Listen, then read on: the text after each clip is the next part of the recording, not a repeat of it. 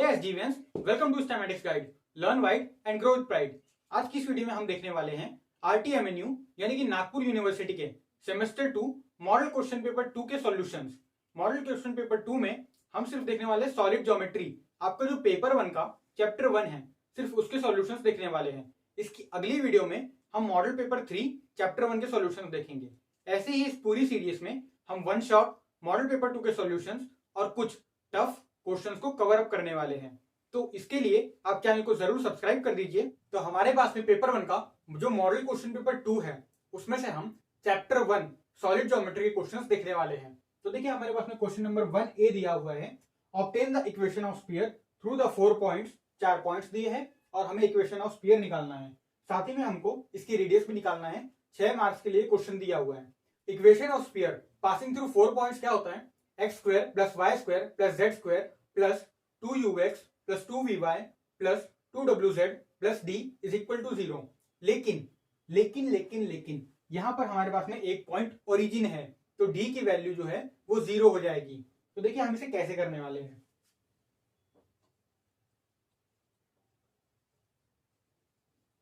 Any sphere passing through 4 points is given by x² + y² + z² + 2ux + 2vy + 2wz = 0। इसे हम नाम दे देते हैं इक्वेशन नंबर 1। यहाँ पर हमने डी इसलिए नहीं लिखा क्योंकि एक पॉइंट जो है वो हमारा ओरिजिन है। ये जो हमारा गिवन स्फीयर है वो पास हो रहा है 3 पॉइंट से, तो हमें उन्हें सेटिस्फाई करा देना है। इससे हमें क्या मिलता है आगे जानते हैं। तो since the given sphere passes through, जो 3 पॉइंट्स हैं वो हम यहां पर लिखेंगे A, B एंड C। ठीक है, अब ये जो स्फीयर है ये इन 3 पॉइंट से पास हो रहा है, तो हमें अब इसे सेटिस्फाई करा देना है। तो सबसे पहले हम पहले पॉइंट को पुट अप करेंगे, तो हमें सिर्फ x की टर्म्स मिलेंगे, क्योंकि बाकी y और z के टर्म्स तो हमें 0 हो जाएंगे। तो देखिए क्या मिलता है इससे, a² प्लस ये भी 0, ये भी 0, ये 2uA = 0। अब यहां से हमें 2 वैल्यूज मिल सकती है। एक मिल सकती है a की वैल्यू जो कि u के टर्म में आएंगी, और दूसरी मिल सकती है u की वैल्यू जो कि a के टर्म में आएंगी। हमारे काम की है u की वैल्यू। u की वैल्यू इसलिए काम की है क्योंकि जो सर्कल की जो हमने स्फीयर की जो इक्वेशन अज्यूम किया है उसमें u का टर्म है। तो हम जब यहां से u की वैल्यू निकालेंगे, उससे बाद में इक्वेशन 1 में पुट करके जो हमारे पास में इक्वेशन मिलेगी वो होगी रिक्वायर्ड इक्वेशन ऑफ स्फीयर। देखिए, इससे एक्चुअली में u की जगह हम डायरेक्ट 2u की वैल्यू निकाल लेते हैं, क्योंकि 2u ही है ना। तो 2u की वैल्यू आ जाएंगी, a से a कैंसिल, -a। अब ऐसे ही सिमिलरली हमारे पास में बाकी के 2 पॉइंट से जो वैल्यू आएंगी वो होगी b² + 2vb = 0, जो कि हमें मिलेगा 2v = -b। और साथ ही में फिर ये इससे मिलेगा c² + 2wc = 0, जो कि हमें दे देगा 2w = -c। अब ये जो तीनों वैल्यूज है इसे हम पुट कर देंगे इक्वेशन 1 में। तो पुट these values in 1। तो देखिए हमें क्या मिलता है, x² y² z² ऐसा का ऐसा आ जाएगा, ये हो जाएगा -ax। हाँ, तो देखिए हमें इससे क्या मिला, x² + y² + z²। ये जब हम 2u की जगह -a रख देंगे तो ये हो जाएगा -ax। Similarly -by -cz = 0। ये हो जाएगा हमारा रिक्वायर्ड इक्वेशन ऑफ स्फीयर। ठीक है, और साथ ही में हमें क्या बोल रहा है, रेडियस फाइंड आउट करो। तो रेडियस का फॉर्मूला क्या होता है, √u² plus v square plus डब्ल्यू स्क्वायर माइनस डी। डी की वैल्यू यहाँ पर 0 है तो हम रेडियस को डायरेक्ट ही निकाल सकते हैं। अब हमारे पास में सिर्फ रेडियस ही बोला तो फिर सिर्फ और सिर्फ रेडियस ही निकालते हैं। Radius is equal to under root of u square plus v square plus डब्ल्यू स्क्वायर। डी का टर्म 0 है इसलिए हम यहाँ पर माइनस डी नहीं लिख रहे, या फिर आप चाहो तो लिख भी सकते हो, यहाँ पर मैं नहीं लिख रहा। यू स्क्वायर, यू की वैल्यू यहां से मिली -a/2, तो यहाँ पर -a/2 का होल स्क्वायर प्लस -b/2 का होल स्क्वायर प्लस -c/2 का होल स्क्वायर, और ये हो जाएगा पूरा अंडर रूट में।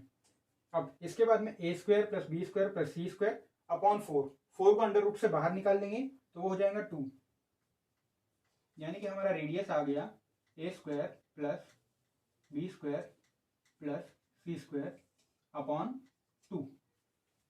यह हो जाएगा हमारा फाइनल आंसर। लेकिन अब हमें इसे स्टेटमेंट फॉर्म में लिखना है। कैसे? देखिए कहते हैं जब तक के आपका खाना चाहे जितना भी अच्छा बना हो, लेकिन आपको भूख तब तक के नहीं लगती जब तक कि उसे अच्छे से रिप्रेजेंट नहीं किया जाता।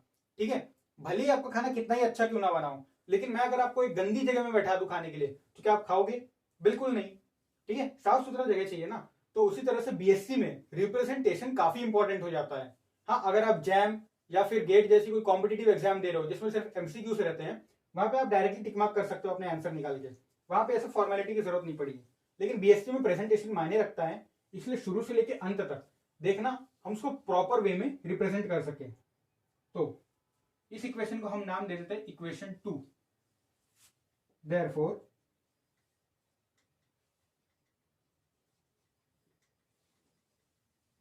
the required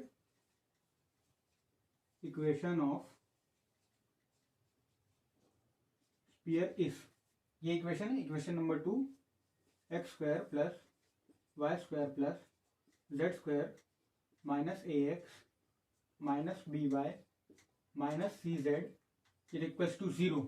ठीक है, और साथ में हमें बोला गया था रेडियस निकालने के लिए, तो विथ रेडियस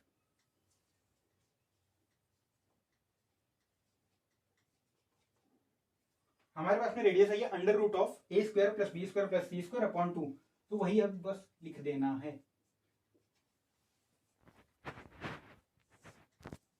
देखिए काफी इजी क्वेश्चन था, इनफैक्ट ये तो 6 मार्क्स से लायक ही नहीं था, एकदम चिल्लर क्वेश्चन था, आप आसानी से कर लोगे। ऐसे ही चलो अब हम नेक्स्ट क्वेश्चन की तरफ बढ़ते हैं।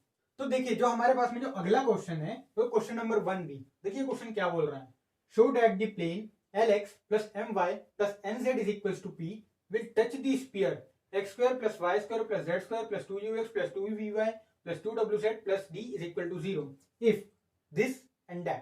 तो देखिए ये शो दैट का क्वेश्चन है, यानी कि आपको प्रूफ करना है। प्रूफ में हमेशा एक चीज ध्यान में रखिए, जो भी आपको प्रूफ करना है उसके बारे में सोचिए कि वो बनेगा कैसा, वो किसके जैसा दिख रहा है। यहाँ पर मुझे एक चीज दिख रहा है कि ये जो u square plus v square plus डब्ल्यू स्क्वायर माइनस डी है, ये मुझे रेडियस के एक्सप्रेशन से मिल जाएगा। ठीक है, अंडर रूट में होता है ना ये एक्सप्रेशन, तो ये रेडियस से मिलेगा। और जो l square plus m square plus n square है, ये प्लेन के डायरेक्शन रेशियोज का सम है, स्क्वायर का सम है। तो ये और ये तो मिलकर जाने पहचाने थोड़े से। अभी जो लेफ्ट हैंड साइड है ये मुझे बनाना है, कैसे बनाना है वो आगे देखते हैं। तो देखिए सबसे पहले तो यहां पर बोला गया है कि the plane will touch the sphere, यानी कि वो प्लेन स्फीयर पर टेंजेंट है। तो टेंजेंट कोई भी चीज कब हो जाती है स्फीयर पर, कोई भी लाइन या फिर प्लेन टेंजेंट तब होती है जब सेंटर से लेके उस लाइन या फिर प्लेन पर जो परपेंडिकुलर डिस्टेंस है वो रेडियस के इक्वल आ जाए। तो चलिए अब इसको हम लिखते हैं अपने लफ्जों में, the given plane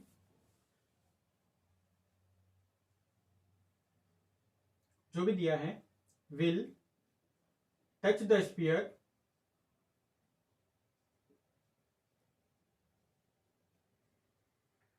if the distance from the center of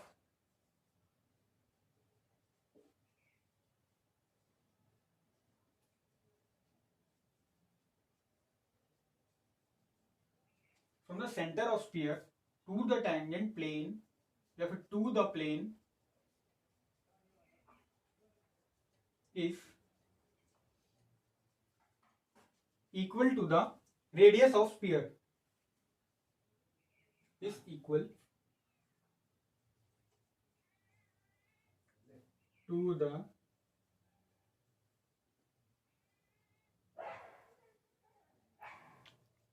radius of sphere. अब देखिए ये हमारे पास में जनरल इक्वेशन दी हुई है, तो इसके लिए ना हमें कुछ ना कुछ अजम्पशन करना पड़ेगा, तो चलिए वो कर देते हैं। Let c be the centre of the given sphere.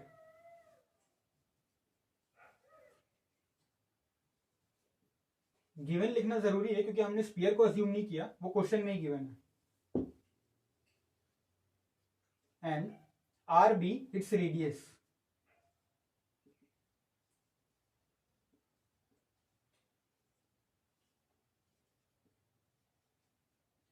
और साथ ही में देखिए जो हमारा लेफ्ट साइड का जो एक्सप्रेशन था वो मैंने आपको बता कर दिया था कि वो किसी के किसी के जैसा हमें बना के चलना पड़ेगा, यानी कि वो बनता कैसे है, किसके जैसा दिख रहा है, ये पहले सोचिए।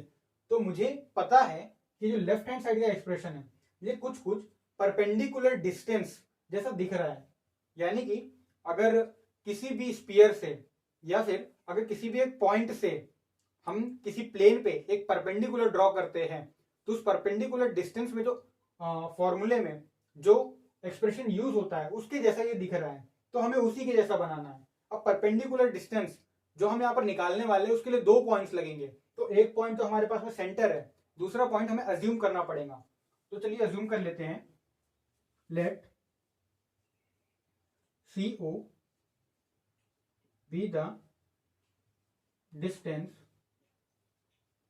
डिस्टेंस का मतलब यहां पर परपेंडिकुलर डिस्टेंस ही है फ्रॉम सेंटर ऑफ स्फीयर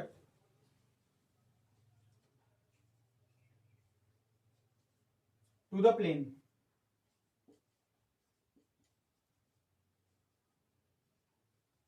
देखिए वो कैसा दिखने वाला है। सपोज कर लीजिए हमारे पास में कोई एक स्फीयर है, यहां पर हमारा हो गया सेंटर सी, और ये हमारे पास में एक प्लेन दिया हुआ है।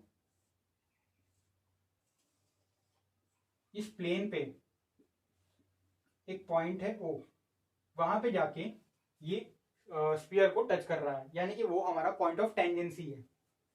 ये हमारे पास में डायग्राम हो गया, ये हमारे हो गए असम्पशन। अब इसके बाद में परपेंडिकुलर डिस्टेंस का फॉर्मूला क्या होता है ये मैं आपको बता कर देता हूं, लेकिन अगर आपको नहीं पता है तो आपकी टेक्स्ट बुक के पेज नंबर 1.2 में गिवन है।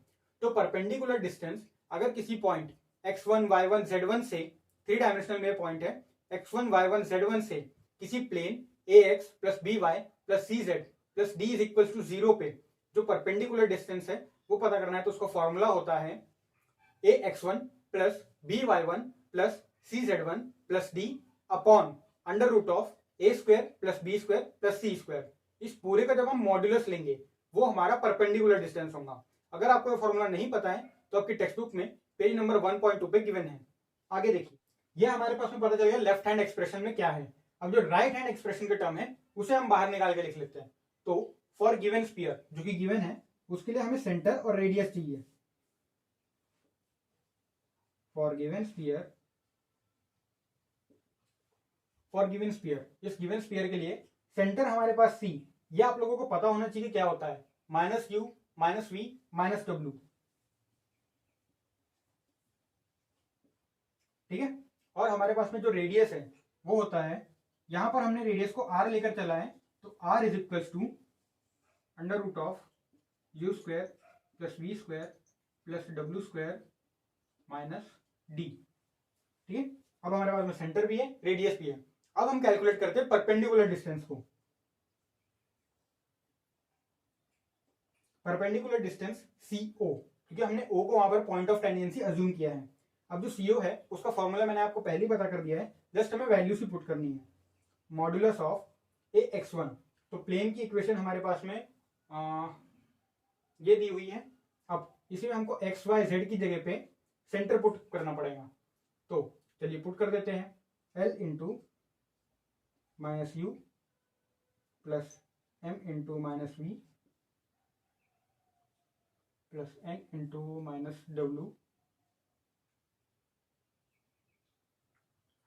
ठीक है, माइनस पी, पी को हम लेफ्ट हैंड साइड में लेकर देंगे तो माइनस पी हो जाएगा upon under root of l square plus m square plus n square. अब इसे हम थोड़ा और सिंप्लीफाई कर लेते हैं। देखिए यहाँ पर माइनस के टर्म्स कॉमन निकाल लेंगे अपन, तो यहाँ पर सबके सब टर्म्स प्लस में आ जाएंगे और माइनस का कोई इफेक्ट नहीं होगा, क्योंकि मॉड जो है वो हमारा गंगा जल की तरह काम करेगा। चाहे कोई भी नंबर कितना भी नेगेटिव क्यों ना हो, मॉड से निकलने के बाद में वो पॉजिटिव ही हो जाएगा। ठीक है, तो यहाँ पर माइनस का कोई भी इफेक्ट नहीं होगा। माइनस को अगर अपन बाहर भी निकाल लेते हैं तो भी वो मॉड के कारण पॉजिटिव हो जाएगा। तो हमारे पास बचते सिर्फ और सिर्फ पॉजिटिव टर्म्स अंदर पे। ये हो जाएगा l into u plus m into v plus n into डब्ल्यू प्लस पी अपॉन, अब नीचे पे अंडर रूट है, यहां पर दो रूट्स इसके निकल सकते हैं प्लस और माइनस, लेकिन ये डिस्टेंस है तो हम यहां पर सिर्फ और सिर्फ पॉजिटिव रूट ही कंसिडर करेंगे। L square plus m square plus n square. अब इतना देखने के बाद में हमारे पास में कंडीशन जो दी हुई थी वो ये थी कि डिस्टेंस जो है, जो हमारा परपेंडिकुलर डिस्टेंस है स्फीयर के सेंटर से लेकर प्लेन तक, वो रेडियस के इक्वल आना चाहिए। रेडियस हमारी ये दी हुई है तो हम इसे इक्वेट कर देंगे, C O is equals to R. ठीक है, तो सी ओ की जगह पे हमारे पास में ये है एल यू प्लस एन डब्ल्यू प्लस पी अपॉन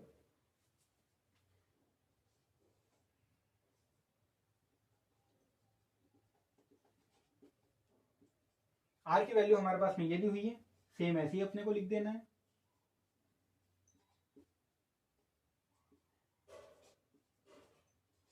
अब चाहे तो यहाँ पर नंबरिंग भी दे सकते हैं, मैंने नहीं दिया क्योंकि मुझे सीधा सीधा दिख रहा था।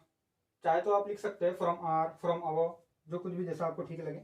अब इसके बाद में देखिए यहाँ पर दो रूट्स है और हमारी रिक्वायरमेंट क्या है, यहाँ पर इस एक्सप्रेशन में स्क्वायर है तो इसे लेफ्ट हैंड साइड में ये एज इट इज हमको दिख रहा है स्क्वायर करना पड़ेगा, और जो यहाँ का डिनोमिनेटर लेफ्ट हैंड साइड का उसे हमें राइट हैंड साइड में मल्टीप्लाई करना पड़ेगा। जस्ट इतना करने के बाद में हमारा क्वेश्चन सॉल्व आउट।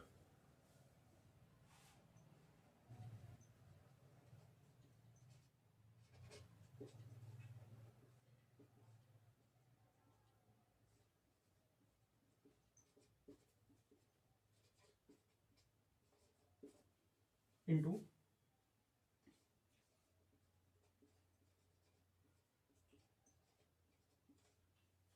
देखिए हमने एज इट इज उसको प्रूव कर दिया। अब हेंस प्रूफ,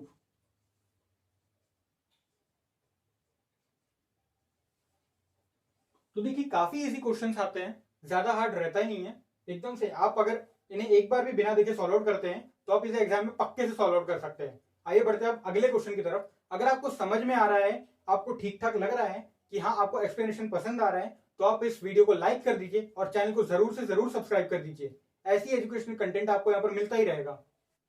तो अगला क्वेश्चन है हमारे पास क्वेश्चन नंबर 1 का सी, जो कि कह रहा है find the equation of the right circular cone whose vertex is the origin, axis is the z axis and semi vertical angle is 45 degree. ठीक है, यह आपके चैप्टर 1 से सेकंड पार्ट का क्वेश्चन है। अब देखिए यहाँ पर, हाँ तो यहाँ पर हमारे पास वर्टेक्स गिवन है, लिख देते हैं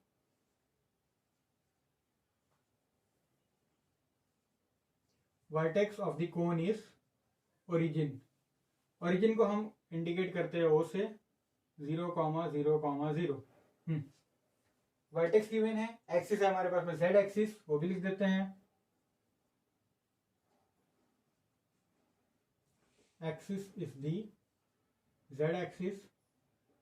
अब जेड एक्सिस है हमारे पास में, एक्सिस के साथ में उसके डायरेक्शन रेशियोज भी चाहिए इक्वेशन ऑफ कोन को फाइंड आउट करने के लिए। तो जेड एक्सिस के डायरेक्शन रेशियोज होते हैं 0,0,1, क्योंकि वहां पर एक्स का डायरेक्शन रेशियो 0 होगा और वाई का भी डायरेक्शन रेशियो जो है वो 0 होगा। तो यहां पर लिख देते हैं अपन हुज डायरेक्शन रेशियोज आर 0,0,1। और क्या दिया है हमारे पास में, सेमी वर्टिकल एंगल इज, जो कि थीटा है,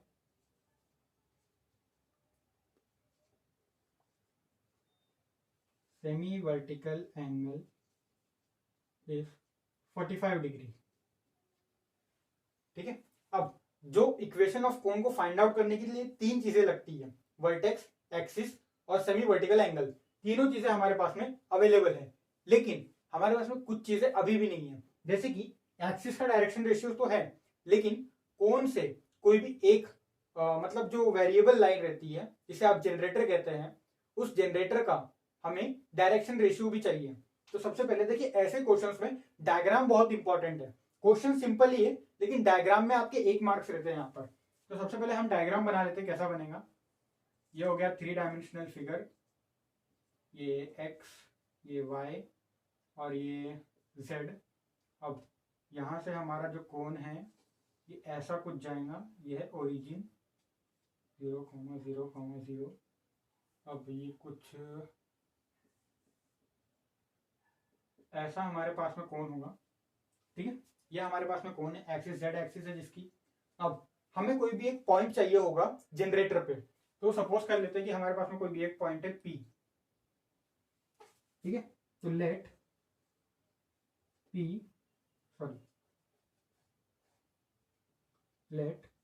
P be any point on the cone, ठीक है। अब हमारे पास में कोई भी एक पॉइंट है जिसका हमने नाम दे दिया है P। तो जो O से लेकर P तक का इस लाइन का जो डायरेक्शन रेशियो होगा वो होगा जनरेटर का direction ratio. Therefore OP is the generator. Generator से मतलब है जनरेटर लाइन, ठीक है, इलेक्ट्रॉनिक्स वाला जनरेटर नहीं। OP is the generator line whose direction ratios. अब इसके डायरेक्शन रेशियोज निकालने के लिए हमें 2 पॉइंट लगेंगे। तो यहां पर हम सपोज कर लेते हैं इसका जो as a variable point P है जो हमारे पास x, y और z, ठीक है। आप चाहो तो उसका अल्फा बीटा गामा भी ले सकते हो आखिरी में आपको, लेकिन x y z के टर्म्स में ही लाना पड़ेगा पूरी इक्वेशन को, इसलिए डायरेक्टली x y z को अज्यूम करके चलो। Let P be any point on the cone such that P x y z, ठीक है। Let therefore OP is the generator line whose direction ratios are. अब किसी भी लाइन के direction ratios निकालने के लिए हमें 2 पॉइंट लगते हैं। जहां पर हमारे पास में 2 पॉइंट हैं, तो आपको इनका जो डिफरेंस है, x कोऑर्डिनेट्स का डिफरेंस, y कोऑर्डिनेट्स का डिफरेंस और z कोऑर्डिनेट्स का डिफरेंस, वो हो जाते हैं हमारे डायरेक्शन रेशियोज। यहां पर क्या हो जाएगा, x माइनस 0, y माइनस 0 और z minus 0, that is x y z, ठीक है। तो अब हमारे पास में दोनों चीजों के डायरेक्शन रेशियोज आ चुके हैं। अब यहां से आगे जाने के हमारे पास में 2 तरीके हैं, ठीक है। पहला तरीका तो ये है कि आप डायरेक्टली फॉर्मूला लगा दो, x square plus y square is equals to z square और tan स्क्वायर थीटा। ये फॉर्मूला होता है, आप इसे डायरेक्टली ही लगा सकते हैं यहाँ पर। लेकिन जो कि 6 मार्क का क्वेश्चन है, इवेल्युएटर खुश नहीं होगा कि 6 मार्क के लिए आपने 4 लाइन का सोल्यूशन लिखकर छोड़ दिया। इसीलिए थोड़ा सा हम इसे और अच्छे तरीके से लिखते हैं। तो हम इसके लिए मेथड को अप्लाई करने वाले, ठीक है। हम डायरेक्ट फॉर्मूले को नहीं बल्कि मेथड को अप्लाई करेंगे। जब 2 लाइंस होती है उनके बीच का एंगल निकालने के लिए हमें डायरेक्शन रेशियो ही चाहिए होता है, जिसका फॉर्मूला होता है cos theta is equals to a1 a2 plus b1 b2 plus c1 c2 upon under root of a1 square plus b1 square plus c1 square into under root of a2 square plus b2 square plus c2 square. ये formula होता है, ये आपकी text book के page number 1 पर ही given है preliminaries में, तो आप वहां से देख सकते हैं। फिलहाल हम इसे डायरेक्टली ही अप्लाई करने वाले हैं। थीटा की जगह पे हमारे पास में डायरेक्टली 45 डिग्री एंगल का दिया हुआ है, तो हम डायरेक्टली लिख देते हैं cos 45 degree is equal to, ये मैं मेथड इसलिए अप्लाई कर रहा हूँ क्योंकि 6 मार्क्स के लिए पूछा गया है। ओ सॉरी, एक्चुअली मैं लिखना भूल गया, ये क्वेश्चन 6 मार्क्स के लिए, ठीक है। तो यहां पर अब हम इसी को अप्लाई करने वाले हैं। 2 लाइंस का हमारे पास में डायरेक्शन रेशियोस हैं, अब हम इसे मल्टीप्लाई करके सम करने वाले हैं respectively. x into 0 plus y into 0 plus z into 1 upon under root of 0 square plus 0 square plus 1 square into under root of x square plus y square plus z square. ठीक है, अब ये जो root है हमें इसे गायब करना पड़ेगा इक्वेशन लाने के लिए, इसके लिए हम स्क्वायर कर देंगे। ये तो हमें डायरेक्टली दिख रहा है कि 1 स्क्वायर है, 0 0 तो कुछ वैल्यू मिलेगी नहीं वहां से, अंडर रूट ऑफ 1 1 मिल जाएगा, ये हमारे किसी काम का नहीं है, बचता है सिर्फ ये, यहाँ से 0 0 हो जाएगा, यहाँ से बचेगा z। cos 45 डिग्री की वैल्यू, अब आप बीएससी में आ गए तो आपको पता होना चाहिए कि 1/√2 होती है, तो ये हो जाएगा 1/√2 cos 45 डिग्री। अब यहाँ से बचा हमारे पास में सिर्फ z upon under root of x square plus y square plus z square. अब दोनों साइड स्क्वायर कर देना है, ये √2 उधर पे जाकर 2 हो जाएगा, ये क्या हो जाएगा 2 इंटू जेड स्क्वायर, हाँ ठीक है। अब ये लेफ्ट हैंड साइड में आके हो जाएगा x square plus y square plus z square. ठीक है, तो हमने क्रॉस मल्टीप्लाई किया है और स्क्वायर रूट हटाने के लिए स्क्वायर किया है। अब ये देखिए यहाँ पर जेड स्क्वायर की जो दो टर्म है इन्हें हमें लेफ्ट हैंड साइड में लाना पड़ेगा, x square plus y square 1 minus 2 z square minus 2 z square हो जाएगा हमारे पास में, minus of z square is equals to 0। ये हमारे पास में रिक्वायर्ड इक्वेशन है। आप चाहो तो फॉर्मूला लगाकर डायरेक्टली ही ला सकते थे, लेकिन ये 6 मार्क का क्वेश्चन है इसलिए मैंने डायग्राम बनाया, इसे अच्छे से रिप्रेजेंट किया, ताकि अगर आपका स्कोर 48 के ऊपर जा रहा है 60 में से, तो किसी भी कीमत पर आपके यहाँ पर मार्क्स कटने नहीं चाहिए। अगर आपका स्कोर 48 के ऊपर जाता है 60 में से, तो इवेल्युएटर आपका पेपर मार्क्स काटने के लिए चेक करता है। अब वो देखेगा इसमें डायग्राम नहीं है, 1 मार्क काट दो, इसने लिखा नहीं है बराबर से, 1 मार्क काट दो, ऐसा चलता है वहां पे। ठीक है, तो हमें ऐसा बिल्कुल नहीं करना है, हमें सब कुछ लिखना है ताकि हम full out of full marks gain कर सके। अब देखिए ये हमारे पास में आ चुका है, लेकिन बीएससी में रिप्रेजेंटेशन इंपॉर्टेंट है, इसीलिए हम यहाँ पर लिख देते हैं this is the required equation of कोन।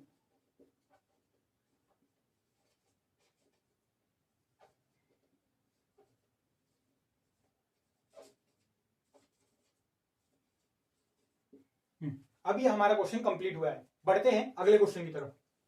अगला क्वेश्चन है हमारे पास क्वेश्चन नंबर 1 का डी, जो कि कह रहा है find the equation of the right circular cylinder of radius 4 and whose axis is the line x minus 1/2 is equal to y minus 2/1 is equal to z minus 3/2।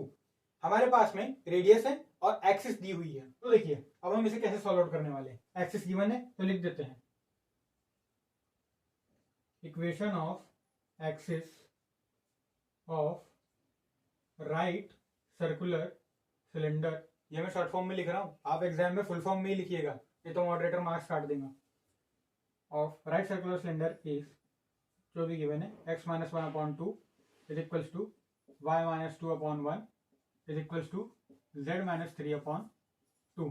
देखिए ये मैं यहाँ पर अपॉन बोल रहा हूं, लेकिन असल में इसका मतलब है प्रोपोर्शनल टू, यानी कि x minus 1 is proportional to 2, y minus 2 is proportional to 1, ऐसा है। ठीक है, मैं अपॉन बोल रहा हूं लेकिन मतलब इसका प्रोपोर्शनल ही होता है।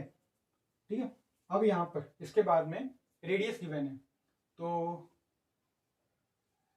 Radius r is equal to 4। हमारे पास में कुछ वहां पर गिवन नहीं है सेंटीमीटर वगैरह क्या है, तो हम सिर्फ 4 ही रहने देंगे, 4 आप यूनिट्स अज्यूम करके चल सकते हो। अब जैसा कि ये 3 डायमेंशनल सॉलिड ज्योमेट्री है, तो हमें इसमें डायग्राम बनाना बहुत जरूरी है। देखते हैं अब इसका डायग्राम कैसा बनता है। सबसे पहले तो एक सिलेंडर बनाना पड़ेगा,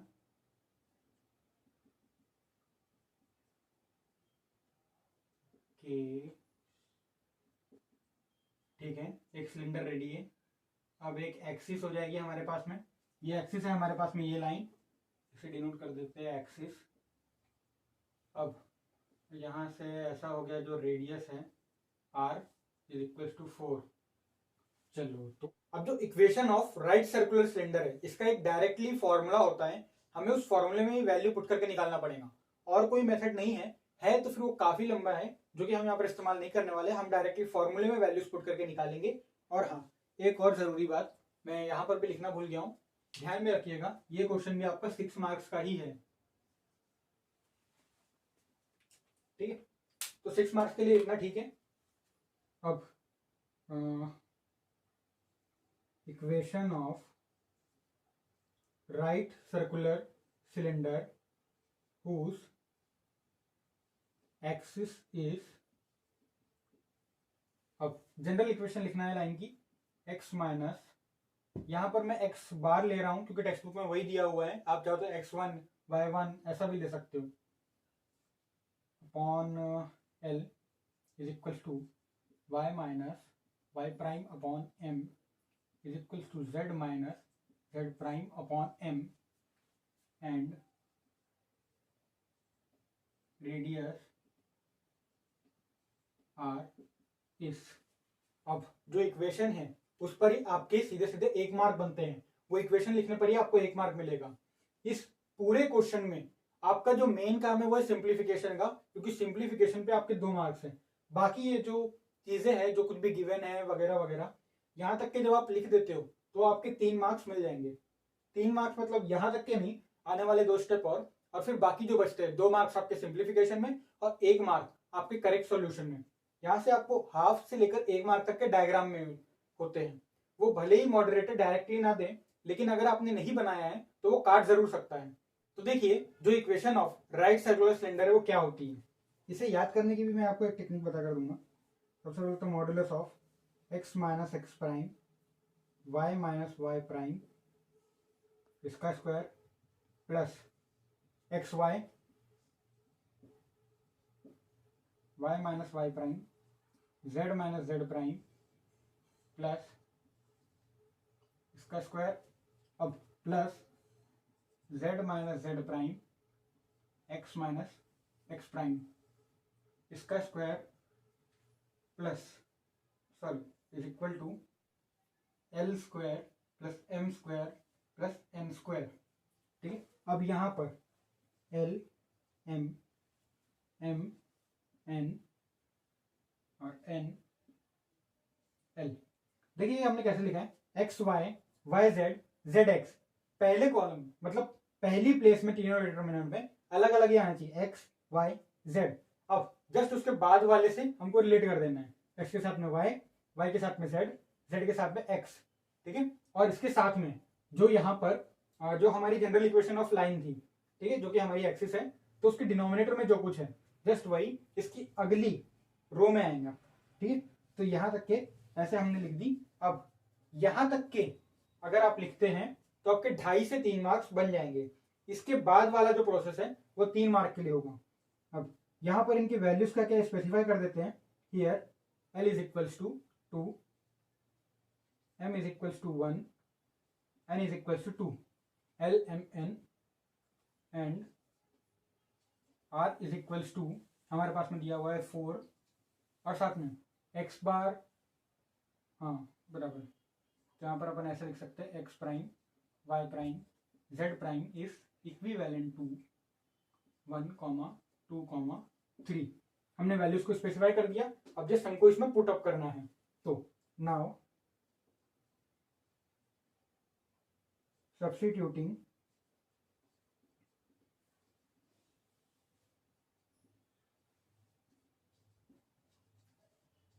दीज वैल्यूज, अब जस्ट आपको इस वैल्यूज को पुट अप कर देना है। ये करना है x minus x prime, x prime की वैल्यू क्या है 1, x minus 1 y minus 2 whole square plus y minus 2 z minus 3 whole square plus mod square वैसे तो z minus 3 x minus 1 whole square is equals to r की जगह पे हमारे पास में 4 है, 4 square into l m n, तो 2 square plus 1 square plus 2 square. अब एल एम एन की वैल्यू पुट कर देते हैं 2 1 एम एन और साथ में एन एल। ठीक है, यहां तक के जब आप कर देते हैं तो आपके 3 मार्क्स कंफर्म बन जाते हैं डायग्राम के साथ में। इसके बाद का जो प्रोसेस है वो हम अगली स्लाइड में समझते हैं। इसके आगे सिर्फ हमारा सिंप्लीफिकेशन प्रोसेस बचता है, जिसके ऊपर पे आपके 2 मार्क्स है और 1 मार्क्स आपके डायरेक्ट आंसर पर है। ठीक है, तो देखिए ये हमारे पास में जो 3 डिटरमिनेंट है इनको हमने पहले एक्सपैंड कर लिया। ठीक है, एक्सपैंड कैसे करते हैं ये तो आपको पता ही होगा। यहां से cross multiply x minus 1 into 1 minus 2 into y minus 2, ऐसे ही 2/2 डिटरमिनेंट्स को हमने एक्सपैंड कर लिया और साथ में यहाँ पर हमने जो सिंप्लीफिकेशन प्रोसेस था, ये 4 का स्क्वायर हो गया 16, 2 square plus 1 square plus 2 square हो गया 9, 16 इंटू 9 इज इक्वल टू 144। अब इसके बाद में हमने यहाँ पर ए स्क्वायर सॉरी ए प्लस बी का होल स्क्वायर यहाँ पर लगाया हुआ है, या फिर ए माइनस बी का होल स्क्वायर भी आप बोल सकते हो। हमने उसी फॉर्मूले का यूज करके यहाँ पे ब्रैकेट्स को एक्सपेंड किया है। तो देखिए यहाँ से हमको इसको एक्सपेंड करने पे यहाँ से 3 टर्म्स मिले, इसे एक्सपेंड करने पे हमको और 3 टर्म्स मिले, और साथ में अभी आखिरी वाले को भी एक्सपेंड करने पे हमें और 3 टर्म्स मिले। साथ में वो हमारा 144 का 144 ही है। अब इसके बाद जो है वो है स्मार्ट सिंप्लीफिकेशन। देखिए कैसे, अब लोग क्या करेंगे, x माइनस 1 का होल स्क्वायर यहाँ पर भी ओपन करेंगे और यहाँ पर भी ओपन करेंगे। इतना अगर बनेगा तो उसे और इतना लंबा करेंगे। हमें ऐसा नहीं करना है, एग्जाम में हमें टाइम बचाना है। तो पहले लाइक टर्म्स को इकट्ठा कर लो। x माइनस 1 का जो होल स्क्वायर है उसे हम यहाँ से इकट्ठा कर लेंगे। एक ये है और एक ये है, तो 1 प्लस 4 दोनों का कोएफिशिएंट हो गया मिलाकर 5, 5 इंटू एक्स माइनस 1 का होल स्क्वायर। ऐसे ही हमने ये दोनों के साथ में भी किया है, y माइनस 2 के होल स्क्वायर के साथ में और z माइनस 3 के होल स्क्वायर के साथ में। अब ये जो बचता है, जो हमारा आखिरी वाला टर्म है, ठीक है, उसको हमने यानी कि हमने यहाँ से -4 कॉमन निकाल लिया, जो कि यहाँ पर आपका आया था ये -4 into x minus 1 into y minus 2। अब ऐसी जो यहाँ पर जो 3 टर्म्स हैं, इनमें से हमने -4 को कॉमन निकाल लिया ताकि थोड़ा बहुत हमारा सिंप्लीफिकेशन प्रोसेस आसान हो जाए। उसमें से जो लास्ट वाला टर्म था, इसमें -8 था, इसलिए -4 निकालने के बाद में यहाँ पर 2 बचा। अब इसके बाद में हमने इन ब्रैकेट्स को भी a माइनस बी के होल स्क्वायर के फॉर्मूले से ओपन किया। देखिए ये सिंपली हमने 3 ब्रैकेट्स को और ओपन किया, और ये जो लास्ट में था हमने सिंपली मल्टीप्लिकेशन ही किया है, बस दैट्स इट। अब इसके अगले स्टेप में आप चाहे तो इस स्टेप को 2 पार्ट में ब्रेक कर सकते हैं, अगर आपकी इच्छा है तो। मैंने हमारे पास में यहाँ पर थोड़ी सी जगह कम थी, इसलिए एडजस्ट करने के लिए हमने उसे एक ही स्टेप में डाल दिया। तो आप अगर चाहते हो इसे 2 स्टेप में भी कर सकते हैं, कोई दिक्कत नहीं है। देखिए अब मैंने यहाँ पर क्या किया है, एक्स स्क्वायर के जो टर्म्स है, स्क्वायर वाले जो टर्म्स है पावर 2 के, उन्हें मैंने एक तरफ ले लिया है। 5x स्क्वायर, 8y स्क्वायर, ऐसे ही जो 2 डिग्री के जो टर्म्स है उन्हें मैंने एक तरफ ले लिया। अब इन ब्रैकेट्स में जो बाकी का बचा हुआ है 5 इंटू 1, 5 इंटू -2x, उसे मैंने ऐसे लिख दिया 5 माइनस 10x। ठीक है, ऐसे ही करके मैंने इन ब्रैकेट्स, इन 3 ब्रैकेट से बचे हुए 2 टर्म्स को यहां पर इकट्ठा किया, और इसमें जो टर्म्स थे इन्हें सिंप्लीफाई करके यहां पर लिखा। ठीक है, यहां तक क्या आपको बराबर समझ में आ रहा है? इसके अगले स्टेप में कुछ नहीं किया हमने, जस्ट ऐड और सब्ट्रैक्ट, बस इतना ही काम किया है। देखिए सिंपली आपके 6 टर्म्स एज इट इज लिखे हुए। अब इसके बाद में जो बचे हुए जो 2 ब्रैकेट्स हैं, इन्हें हमने सिंप्लीफाई कर दिया और हमें ये इक्वेशन मिल गई, जो कि हमारी रिक्वायर्ड इक्वेशन है। सिंप्लीफिकेशन प्रोसेस थोड़ा लंबा हो जाता है कोन और सिलेंडर के मामले में। कोन में तो अधिकतर ऐसा नहीं होता, लेकिन सिलेंडर में होता ही होता है। तो इसीलिए यहाँ पर सिंप्लीफिकेशन में आपको बहुत ही ध्यान से चलना पड़ेगा। एक छोटी सी कैलकुलेशन मिस्टेक, छोटी सी साइन मिस्टेक काफी है आपके यहाँ पर 2 मार्क्स कटवाने के लिए। ठीक है, इसी के साथ हमारे ये क्वेश्चन खत्म होता है। आपको यहाँ तक के अच्छे से सब कुछ समझ में आया है तो वीडियो को लाइक और चैनल को सब्सक्राइब जरूर करिएगा। करते हैं 1.5 मार्क्स की ओर। ठीक है, तो अब जो हमारे पास में क्वेश्चन है वो क्वेश्चन नंबर 5 का ए, यह है 1.5 मार्क्स के लिए। देखते हैं क्या बोल रहा है। Obtain the equation of sphere having points A and B as the extremities of the diameter. ये क्वेश्चन पहले ही बता दूं, आपके सॉल्व एग्जाम्पल पेज नंबर 1.4 पर भी अवेलेबल है, तो आप वहां से भी देख सकते हैं। फिलहाल हम इसे अपने तरीके से सॉल्व आउट कर देते हैं। तो देखिए काफी छोटा ही क्वेश्चन है। तो सबसे पहले इसके लिए आपको एक फॉर्मूले की जरूरत पड़ती है, वो आपको पता ही होगा अगर आपने 11th क्लास में सर्कल का कॉन्सेप्ट अच्छे से पढ़ा है तो। ठीक है, तो यहां पर the equation of sphere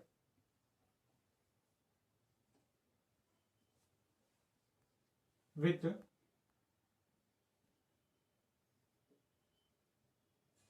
points A and B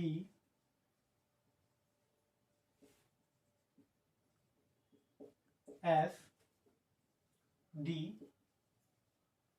end points of diameter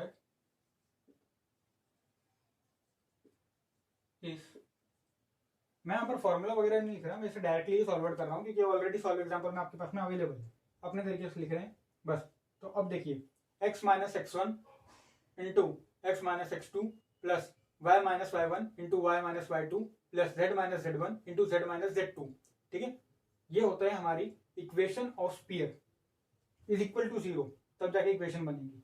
ये होती है हमारी equation of sphere with x1 y1 z1 and x2 y2 z2 as end points of diameter. देखिए आप, हमारे पास में a और b पॉइंट्स गिवन है, यहाँ पर x माइनस 2, अब x plus 5, minus into minus plus हो जाएगा, plus y plus 3 into y minus 6 plus z minus 4 into z plus 7 is equals to 0। यह हमारी रिक्वायर्ड इक्वेशन। बस अभी इसे सिंप्लीफाई करने का ही काम बचा है। X square plus 5x minus 2x minus 10 plus y square minus 6y plus 3y minus 6 3 18 plus z square minus 4z plus 7z minus 7 4 28 is equals to 0। एक बार और सिंप्लीफाई, फिर क्वेश्चन खत्म। X square plus y square plus z square, अब x y z के terms 5x minus 2x plus 3x plus minus 3y, अब यहाँ पर 7 minus 4 plus 3z minus 10 minus 18 minus 28 minus minus 28, हाँ माइनस 10 माइनस 18 हो गया minus 28 minus 28 minus 28 28 to the 56 minus 56 it equals to 0। This is the required equation of sphere.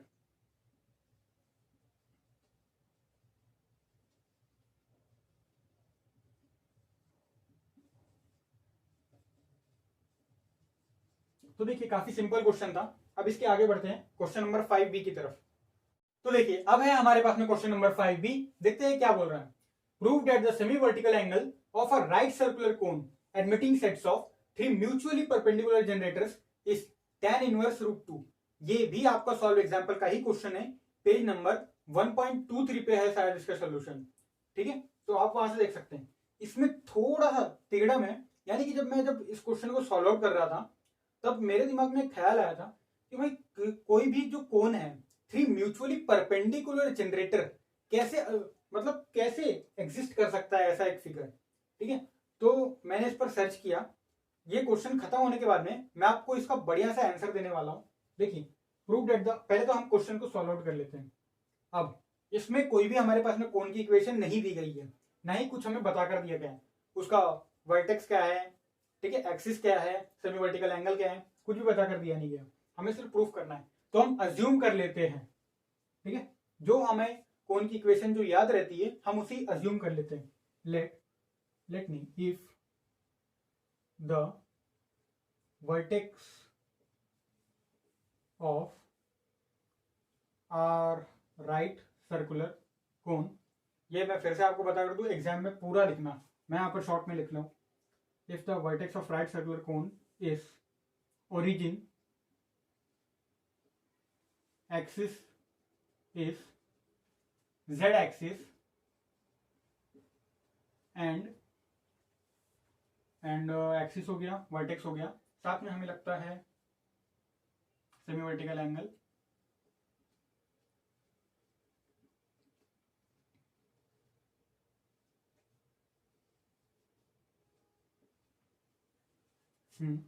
Then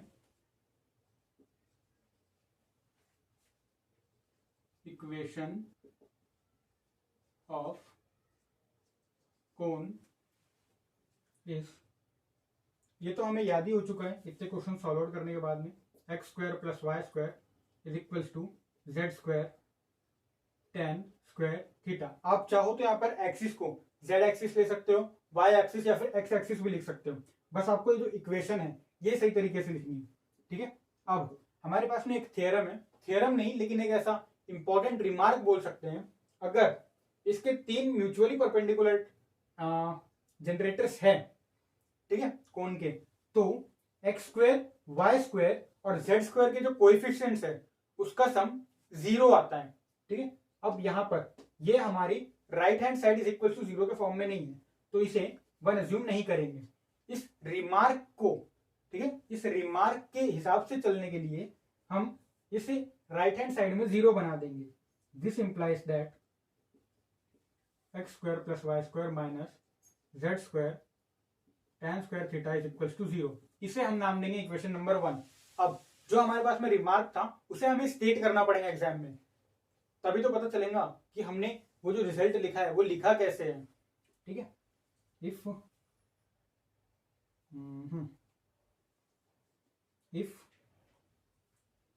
right circular cone has 3 mutually perpendicular generators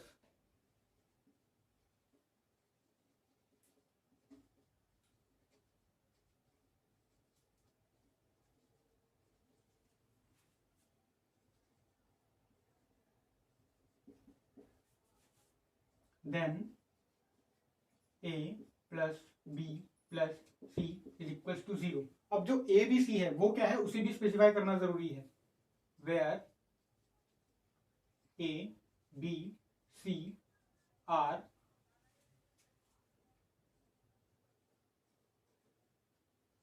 coefficients of x square y square z square respectively. ठीक है, तो हमारे पास में जो main है वो यही है, ये कंडीशन हमें यहाँ पर अप्लाई करनी है। A b c is equal to 0। अब ए बी सी क्या है, एक्स स्क्वायर वाई स्क्वायर और जेड स्क्वायर के कोएफिशिएंट्स क्रमशः मतलब रेस्पेक्टिवली का हिंदी मतलब होता है क्रमशः। ठीक है, अब a plus b plus c is equal to 0 कर दो। यहाँ पर ए की वैल्यू है यहाँ पर 1 प्लस बी की वैल्यू है यहाँ पर 1 प्लस नहीं बोल सकते क्योंकि सी की वैल्यू तो माइनस में आ रही है, तो फिर minus tan square theta is equal to 0 from 1 करना पड़ेगा आपको। और यहां पर और आपको एक और चीज लिखनी पड़ेगी, बाय कंडीशन ऑफ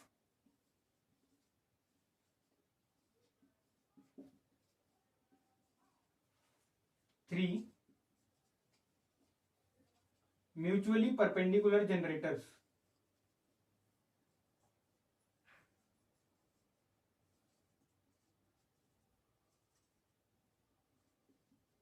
ठीक है, जब हम किसी भी चीज का फॉर्मूला वगैरह लगाते हैं तो फिर उसका रीजन देना इंपॉर्टेंट हो जाता है। ये रीजन पर ही मेन आपके मार्क्स होते हैं। अगर आप समझ लीजिए 1.5 मार्क का क्वेश्चन है तो 1 मार्क तो आपका सिर्फ इसी पर ही होगा, क्योंकि यही है मेन कंडीशन, इसी पर पूरा क्वेश्चन है। ये क्या हो जाएगा, tan square theta is equal to 2। अब tan थीटा आ जाएगा आपका √2,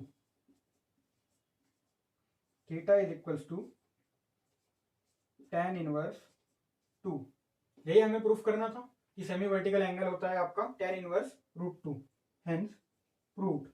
अब जैसा कि मैंने आपको बोला ये एग्जिस्ट कैसे करेगा, तो मैंने थोड़ा सा रिसर्च किया तो मुझे पता चला, एक फिगर मिला जो कि अच्छे से तो नहीं लेकिन काफी हद तक के इस टाइप के कोन को एक्सप्लेन कर सकता है। तो वो फिगर आपकी स्क्रीन पर अब विजिबल हो रहा होगा, उसे देखकर आप अच्छे से समझ सकते हैं। और साथ में ये जो थीटा है, ये जो आपका सेमी वर्टिकल एंगल है, इस पर जरा ध्यान दीजिए। जब आप इसकी वैल्यू निकालेंगे तो वो समथिंग कुछ 54 डिग्री के आसपास आएगी अप्रॉक्स। ठीक है, उसी के कुछ आसपास आ रही थी जब मैंने कैलकुलेट किया था। तो इसका मतलब ये है कि जो हमारा ऐसा 3 म्यूचुअली परपेंडिकुलर जनरेटर्स वाला जो कोण होगा वो हर एक एक्सिस से, z एक्सिस, y एक्सिस और x एक्सिस से 54 डिग्री एंगल पे, ठीक है, 54 डिग्री एंगल बना रहा होगा, ऐसा हम मान सकते हैं। तो इसी के साथ हमारा आज का टॉपिक खत्म होता है, जो कि था मॉडल पेपर 2 पेपर 1 का बीएससी सेमेस्टर 2 मैथमेटिक्स के लिए। इसी के साथ अगर आपको सब कुछ समझ में आया है तो वीडियो को लाइक कीजिए, चैनल को सब्सक्राइब कीजिए। ऐसा ही educational content BSc Nagpur university के लिए आपको मिलता रहेगा। और साथ ही में अगर आपको इसकी सीरीज चाहिए तो आप कमेंट बॉक्स में कमेंट कीजिए। वैसे मैं इसकी सीरीज लेकर आ ही रहा हूं, तो ऐसे में हम हर एक चैप्टर्स के मॉडल पेपर के क्वेश्चन सॉल्व आउट करने वाले हैं। साथ ही में जो टफ क्वेश्चन है उन्हें भी थोड़ा देखने वाले हैं, जो कि टफ है, ट्रिकी है। ठीक है, और कुछ इंपॉर्टेंट पोर्शन जैसे कि 1 शॉट हो गया हर एक चैप्टर्स का, ये सभी आपको इस चैनल पे मिलने वाला है। इसके लिए आप सब्सक्राइब करिए और जुड़े रहिए हमारे साथ। तब तक के लिए कीप लर्निंग, कीप ग्रोइंग।